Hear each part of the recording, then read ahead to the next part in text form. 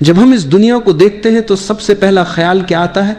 हमारे मन में तुरंत एक सूची बन जाती है। सरकार बदलनी चाहिए, शिक्षा प्रणाली बदलनी चाहिए, समाज की सोच बदलनी चाहिए, लोग अच्छे होने चाहिए।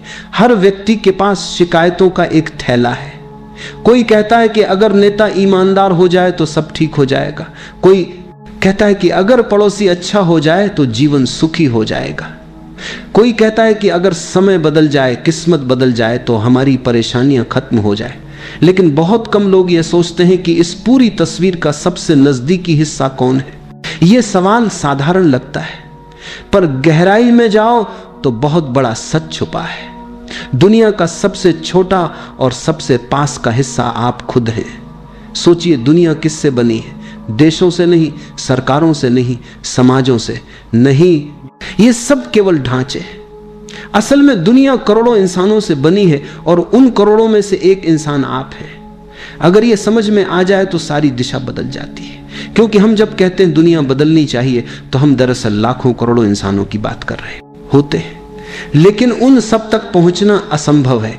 आप पूरी धरती को आदेश नहीं दे सकते, आप सभी को उपदेश नहीं दे सकते, पर एक व्यक्ति है जिस पर आपका पूरा अधिकार है, आप खुद। यही कारण है कि बुद्ध, कृष्ण, महावीर, सभी महान संत सबसे पहले आत्म परिवर्तन की बात करते हैं। वे कहते हैं पहले खुद को बदलो, बाकी सब अपने आप बदलने लगेगा। यह कोई रहस्यमयी चमत्कार नहीं है, यह एक साधारण विज्ञान है। जब एक व्यक्ति सच में बदलता है, उसकी सोच, उसका नजरिया, उसकी ऊर्जा, तो उसकी उपस्थिति आसपास के लोगों को छूती है। उसका परिवार, उसके दोस्त, उसका काम, सब पर असर होता है। जैसे शांत झील में डाली गई एक छोटी सी कंकड़ी लहरें बनाती है, वैसे ही एक बदला हुआ इंसान समाज में लहरें पैदा करता है। एक व्यक्ति का प्रेम, एक व्यक्ति की जागरूकता धीरे धीरे सैकड़ों और हजारों तक फैल जाती है। समस्या यह है कि हम बाहर दरवाजे ढूंढते रहते हैं। हम सोचते हैं कि सत्ता बदल जाएगी तो सब सुधर जाएगा, तकनीक बदल जाएगी तो सब आसान हो जाएगा। लेकिन असली दरवाजा भीतर है। आपके दिल में, आपके मन में बदलाव की चाबी आपके हाथ में है और आप उसे बाहर खोजते खोजते थकते रहते हैं। याद रखो, ये दुनिया एक विशाल आईने की तरह है। आप जैसा चेहरा उसके सामने लाते हैं, वही चेहरा वह आपको लौट आती है। अगर आपके भीतर गुस्सा है तो दुनिया आपको गुस्से से भरी दिखेगी। अगर आपके भीतर प्रेम है तो वही दुनिया अचानक सुंदर लगने लगेगी। दुनिया नहीं बदली, आपकी नजर बदल गई। तो पहला कदम बहुत सरल है, पर उतना ही गहरा भी। अपने भीतर झांको, शिकायतों को थोड़ी देर के लिए छोड़ दो।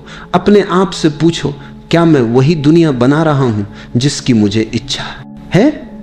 क्या मेरे विचार, मेरे कर्म, मेरा रवैया उस नई दुनिया का हिस्सा है या पुरानी गंदगी का?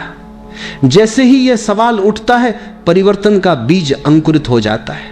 और जब यह बीज पनपने लगता है तो समझ लो कि दुनिया बदलने की असली यात्रा शुरू हो चुकी है। मनुष्य की सबसे पुरानी आदतों में से एक है शिकायत करना। सुबह उठते ही शिकायत, रात को सोते समय शिकायत। हमारे चारों ओर शिकायतों का एक अदृश्य जाल फैला हुआ है। कोई कहता है कि सरकार खराब है, नेता बेईमान है। कोई कहता है कि पड़ोसी गलत है, रिश्तेदार ईर्ष्यालु हैं। कोई कहता है कि समय बुरा चल रहा है, किस्मत साथ नहीं दे रही। अगर ध्यान से देखो तो हर आदमी के पास किसी न किसी की आलोचना करने का कारण मौजूद है। लेकिन जरा सोचिए, यह शिकायतें हमें क्या देती हैं? थोड़ा सा आराम देती है, क्योंकि हम खुद को निर्दोष महसूस करने लगते हैं। जब हम कहते हैं कि गलती सरकार की है तो हमारा मन हल्का हो जाता है, जैसे कि हमारी कोई जिम्मेदारी ही नहीं। जब हम पड़ोसी को दोष देते हैं तो हमें लगता है कि हमारे भीतर कोई कमी नहीं। यह एक तरह का मानसिक खेल है जिससे हम अपने असली काम से बचते हैं, और वह असली काम है अपने भीतर झांकना। शिकायतें हमें यह यकीन दिलाती हैं कि दुनिया की गड़बड़ बाहर है, और जब गड़बड़ बाहर है तो हमें कुछ करने की जरूरत नहीं। यह सबसे आसान रास्ता है जिम्मेदारी से भागने का, क्योंकि अगर गलती हमेशा दूसरों की है तो हमें बदलने की कोई आवश्यकता नहीं। हम बस बैठकर आलोचना करते रहते हैं और सोचते हैं कि किसी दिन कोई चमत्कार होगा और सब ठीक हो जाएगा। मैं तुमसे कहता हूं ये सबसे बड़ा धोखा है। ये धोखा तुम दूसरों को नहीं, खुद को दे रहे हो। असल कारण बाहर नहीं है। तुम्हारे दुख का असली स्रोत तुम्हारे अपने विचार, अपनी अपेक्षाएं, अपने नजरिए में छुपा है। तुम्हारी नजर में धूल है और तुम आईने को साफ करने दौड़ रहे हो। तुम दीवारों को धो रहे हो लेकिन चश्मा गंदा है। तुम सोचते हो कि अगर आईना चमक जाए तो सब सुंदर दिखने लगेगा, लेकिन असल में सफाई तुम्हारी आंखों को चाहिए। जरा ध्यान से देखो, जब तुम किसी से शिकायत करते हो तो उस क्षण तुम्हारे भीतर कैसी ऊर्जा पैदा होती है। तनाव, गुस्सा, बेचैनी, ये सब तुम्हारी ही शक्ति को खा जाते हैं। तुम सोचते हो कि तुम दुनिया को बदल रहे हो, लेकिन असल में तुम खुद को और उलझा रहे हो। शिकायत का हर शब्द तुम्हारी स्वतंत्रता को कम कर देता है। तुम जितनी शिकायतें करते हो उतना ही अपना नियंत्रण दूसरों को सौंपते हो। यह समझ लेना कि शिकायत एक जाल है, परिवर्तन की शुरुआत है। क्योंकि जैसे ही तुम मानते हो कि गलती बाहर नहीं बल्कि तुम्हारे भीतर है, तुम्हारे पास कुछ करने की ताकत आ जाती है। अब तुम्हें इंतजार नहीं करना पड़ता कि नेता बदले, समय बदले या पड़ोसी सुधरे। अब तुम खुद पहला कदम उठा सकते हो। याद रखो, दुनिया एक आईने की तरह है। तुम्हारी आंख में जितनी धूल होगी उतनी ही धुंधली तस्वीर लौटेगी। अगर तस्वीर साफ चाहिए तो आईना नहीं, अपनी दुनिया में सबसे कठिन काम क्या है? पहाड़ चढ़ना नहीं, सागर पार करना नहीं, सबसे कठिन काम है अपने भीतर झांकना। बाहर देखना बहुत आसान है। बाहर की दुनिया रंगीन है, मनोरंजक है, और सबसे बड़ी बात वह तुम्हारे अहंकार को चुनौती नहीं देती। जब तुम बाहर देखते हो तो दूसरों की गलतियां नजर आती हैं, दूसरों की कहानियां मिलती हैं। तुम आराम से कह सकते हो कि उसने ऐसा किया इसलिए मैं दुखी हूं, लेकिन जैसे ही तुम भीतर की तरफ मुड़ते हो खेल बदल जाता है। क्योंकि अब तुम्हें अपने ही चेहरे से सामना करना होता है। अपने भीतर देखना दर्द देता है, क्योंकि वहां तुम्हारा असली चेहरा है, वह चेहरा जिसे तुमने सालों से ढक कर रखा है। वहां तुम्हारी पुरानी आदतें हैं जिन्हें तुमने सही मान लिया था। वहां तुम्हारा अहंकार है जो हर समय कहता है कि मैं सही हूं, गलती दुनिया की है। भीतर जाते ही यह सब नकाब उतरने लगते हैं और अहंकार को यह बिल्कुल पसंद नहीं है। इसीलिए लोग ध्यान से डरते हैं, अकेलेपन से डरते हैं, क्योंकि जैसे ही तुम शांत बैठते हो तुम्हारी अपनी आवाज गूंजने लगती है, और वह आवाज अक्सर मीठी नहीं होती।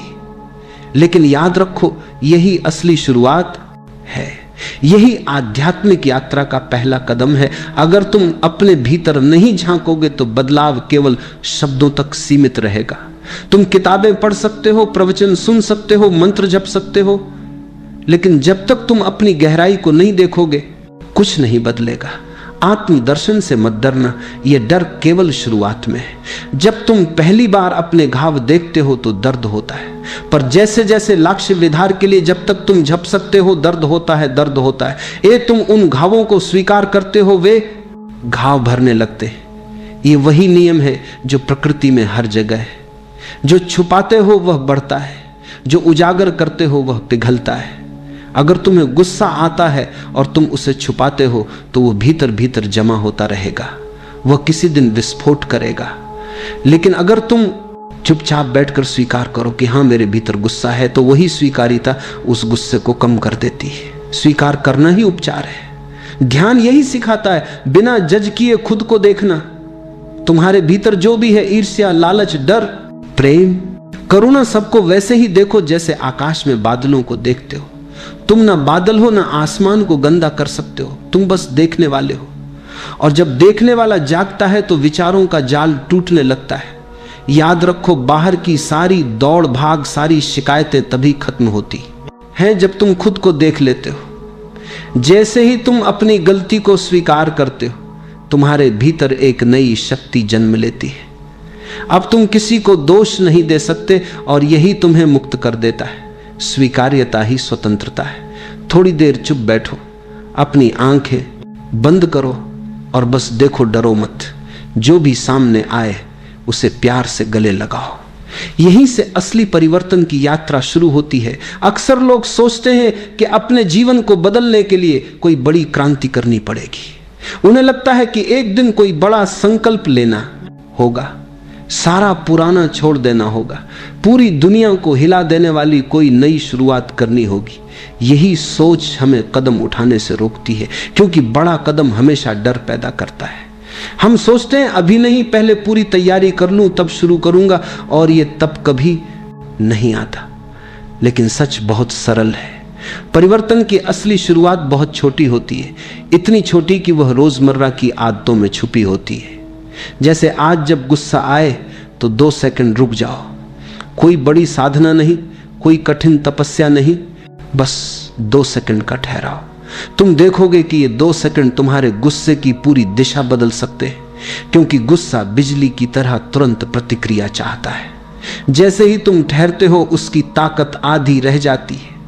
याद रखो, बड़े पेड़ भी छोटे बीज से जन्म लेते हैं।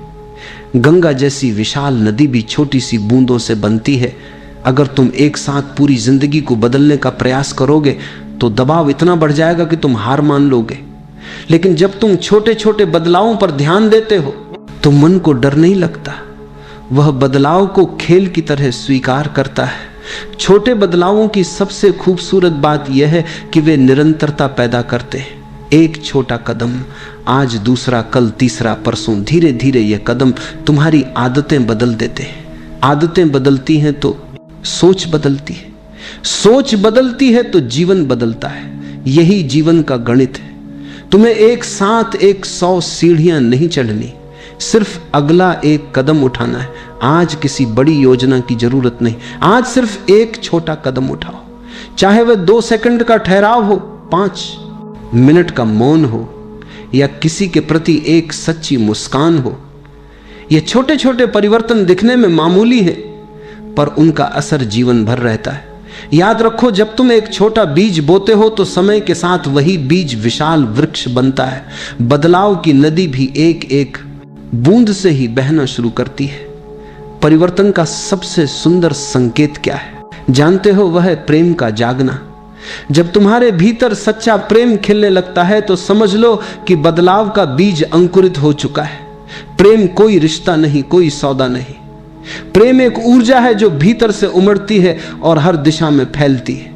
यह ऐसी सुगंध है जो फूल के खिलते ही चारों ओर बिखर जाती है। जब तुम खुद को बदलने की शुरुआत करते हो, सबसे पहला असर यह होता है कि तुम दूसरों को दोष देना छोड़ने लगते हो। अब तुम्हें समझ आने लगता है कि जो कुछ भी तुम्हारे साथ हो रहा है उसका असली कारण बाहर नहीं बल्कि तुम्हारे भीतर है। जैसे ही यह समझ गहराती है, शिकायतें कम होने लगती हैं, और जब शिकायतें घटती हैं मन अपने आप हल्का होने लगता है। भारी मन में प्रेम नहीं टिक सकता। गुस्से, ईर्ष्या और द्वेष से भरे हृदय में प्रेम की धारा बह नहीं सकती। प्रेम को बहने के लिए खालीपन चाहिए, हल्कापन चाहिए। सोचो, जब तक तुम हर बात के लिए किसी को दोष देते हो तब तक तुम्हारे भीतर की ऊर्जा कैसी होगी? तुम्हारे शब्द कठोर होंगे, चेहरा तनाव से भरा होगा। ऐसी स्थिति में प्रेम कैसे जाग सकता है? लेकिन जब तुम जिम्मेदारी अपने हाथ में लेते हो, जब तुम मानते हो कि मेरा अनुभव मेरी ही रचना है, तब तुम मुक्त हो जाते हो। यह मुक्ति ही प्रेम को जन्म देती है, क्योंकि अब तुम्हें किसी से लड़ना नहीं है, किसी को बदलना नहीं है। अब तुम्हारा ध्यान भीतर के संतुलन पर है। प्रेम की सबसे बड़ी खूबसूरती यह है कि यह किसी खास व्यक्ति तक सीमित नहीं रहता। जब प्रेम सचमुच जागता है तो वह हर ओर फैलता है, पेड़ों तक, पक्षियों तक, आसमान तक, अनजान लोगों तक।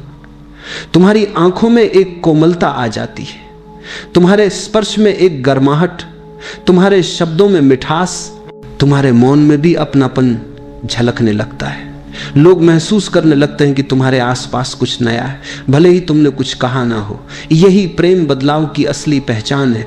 तुम बदले बिना प्रेम को पकड़ने की कोशिश करो तो वह सत ही रहेगा, वह सिर्फ आदत या जरूरत तक सीमित होगा। लेकिन जैसे जैसे तुम भीतर से साफ होते हो, प्रेम अपने आप बहता है। तुम्हें उसे लाने की मेहनत नहीं करनी पड़ती, तुम्हारा होना ही उसका निमंत्रण बन जाता है। याद रखो, प्रेम कोई उपलब्धि नहीं, यह हम तो एक स्वाभाविक अवस्था है। बच्चों को देखो, वह बिना किसी शर्त के प्रेम करते हैं, क्योंकि उन्होंने अभी तक दुनिया की शिकायतों को इकट्ठा नहीं किया। तुम्हें बस वही मासूमियत वापस लानी है। किसी को दोष देने के बजाय बस उसे समझने की कोशिश करो। किसी के प्रति कड़वाहट हो तो उसे धीरे धीरे छोड़ने का निश्चय करो। देखना जैसे ही दोष घटेगा, प्रेम की धारा अपने आप बहने लगेगी और यही प्रेम धीरे धीरे तुम्हारे पूरे वातावरण को बदल देगा। बिना किसी शोर, बिना किसी संघर्ष के परिवर्तन की असली कुंजी ध्यान है। बाकी सब बातें केवल सतह पर बदलाव है। कपड़े बदल सकते हो, घर बदल सकते हो, रिश्ते बदल सकते हो, लेकिन अगर मन वही पुराना है तो कुछ भी नहीं बदला। असली क्रांति भीतर होती है और भीतर की इस क्रांति का द्वार है ध्यान। ध्यान का मतलब है अपने आप को बिना जज किए देखना, बस देखना। यही सबसे कठिन और सबसे सरल काम है। कठिन इसलिए कि हम देखने के बजाय तुरंत फैसला करने लगते। कोई विचार आया तो हम कहते ये गलत है, ये सही है। कोई भावना उठी तो हम उसे दबाने या पकड़ने की कोशिश करने लगते हैं। और सरल इसलिए कि इसमें कुछ करना ही नहीं है, सिर्फ देखना है। ध्यान की शुरुआत बहुत छोटी हो सकती है। सुबह 5 मिनट भी चुप बैठो, बस बैठो, न कोई मंत्र, न कोई प्रार्थना। अपनी सांस को देखो, हवा का आना जाना देखो, विचारों को आते जाते देखो, जैसे आकाश में बादल गुजरते हैं। मत रोकना, मत खदेड़ना, बस साक्षी बनकर देखना। धीरे धीरे तुम पाओगे कि विचारों का शोर थोड़ा धीमा होने लगा है। यह धीमापन ही शांति का पहला संकेत है। जब तुम अपने मन को देखते हो तो एक चमत्कार होता है। जो चीजें पहले तुम्हें खींचती थी उनका जादू टूटने लगता है। गुस्सा आता है तो तुम तुरंत उसमें कूदते नहीं, तुम उसे आते जाते देख लेते हो। लालच उठता है तो तुम बस गवाह बने रहते हो। यह गवाह होना ही असली आजादी है। और याद रखो, ध्यान का अर्थ विचारों को रोकना नहीं है। ध्यान का अर्थ है विचारों के बीच अपने आप को ना खोना। ध्यान में बैठते बैठते तुम्हें एक अद्भुत अनुभव होगा।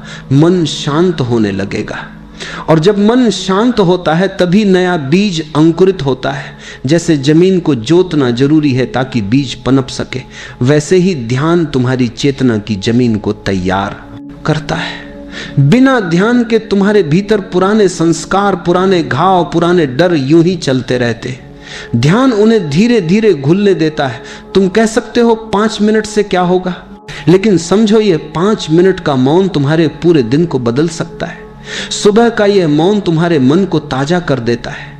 यह छोटा सा अभ्यास धीरे धीरे तुम्हारी आदत बन जाता है। फिर तुम देखोगे कि केवल बैठने के समय ही नहीं, चलते फिरते, बोलते, सुनते भी तुम सजग बने रह सकते हो। यही असली ध्यान है। जीवन के हर पल को जागरूक होकर जीना। याद रखो, बिना ध्यान के बदलाव अधूरा है। ध्यान ही वह रोशनी है जो तुम्हें तुम्हारे असली स्वरूप से मिलाती है। और जब तुम अपने असली स्वरूप को पहचान लेते हो तब दुनिया को बदलने की कोई जरूरत नहीं रहती, क्योंकि तुम्हारी दृष्टि बदल जाती है। और दृष्टि का बदलना ही असली परिवर्तन है। बदलाव का नाम सुनते ही मन में एक कांप उठता है। यह स्वाभाविक है। पुराना चाहे दुख दे, पर वह परिचित है। जैसे एक पुराना टूटा हुआ घर, दीवारें गिर रही हैं, छत टपक रही है, लेकिन हमें उसका हर कोना पता है। हमें मालूम है कि किस जगह पर कौन सी दरार है। नया घर बनाना अनजाने में कदम रखना है। वहां सब कुछ अजनबी है और अजनबीपन से मन डरता है। लेकिन याद रखो, जीवन का नियम है, जो स्थिर है वह मर चुका है, जो बह बनाता है रहा है वही जीवित है। नदी अगर बहना छोड़ दे तो वह दलदल बन जाती है। पेड़ अगर बढ़ना छोड़ दे तो वह सूखने लगता है। उसी तरह इंसान अगर बदलना छोड़ दे तो वह भीतर से मरने लगता है। बदलाव ही जीवन का श्वास है। फिर हम क्यों डरते हैं? क्योंकि हम सुरक्षा चाहते हैं। हमें लगता है कि जो नया है उसमें खतरा है। यह डर मन की चाल है। मन हमेशा पुराने को पकड़े रखना चाहता है, क्योंकि पुराने में उसकी पकड़ मजबूत है। नए में मन को फिर से सीखना पड़ेगा, अपनी सत्ता छोड़नी पड़ेगी। लेकिन अगर तुमने डर को अपनी दिशा बना लिया तो तुम कभी उड़ान नहीं भर पाओगे। डर हमेशा कहेगा यही रहो, यही ठीक है, और यही तुम्हें धीरे धीरे कैदी बना देता है। परिवर्तन का पहला कदम है डर को पहचानना। डर को देखो, उससे लड़ो मत। बस देखो कि यह डर कहां से आ रहा है। शायद यह डर तुम्हारे अहंकार से है। शायद यह डर तुम्हारी आदतों से है। जब तुम डर को बिना जज किए देखते हो तो वह धीरे धीरे पिघलने लगता है। जैसे अंधेरा रोशनी के आते ही गायब हो जाता है, वैसे ही सजगता के आते ही डर मिटने लगता है। याद रखो, नया हमेशा अनजाना होगा और अनजाने में ही जीवन की सारी सुंदरता छुपी है। बच्चा चलना सीखता है तो गिरता है, चोट खाता है, लेकिन गिरने से ही संतुलन सीखता है। अगर बच्चा डर कर कभी खड़ा ही ना हो तो क्या वह चल पाएगा? वैसे ही तुम भी गिरोगे, ठोकर खाओगे, लेकिन हर गिरना तुम्हें कुछ सिखाएगा, हर ठोकर तुम्हें और मजबूत करेगी। डर को छोड़ना मतलब यह नहीं कि डर कभी आएगा ही नहीं। डर आएगा लेकिन तुम उसके गुलाम ना बनो। तुम उससे भागो नहीं, बल्कि उसे देखो और फिर कदम बढ़ाओ। गिरोगे तो बलाओ, सीखोगे, उठोगे तो खिलोगे। यही जीवन की कला है।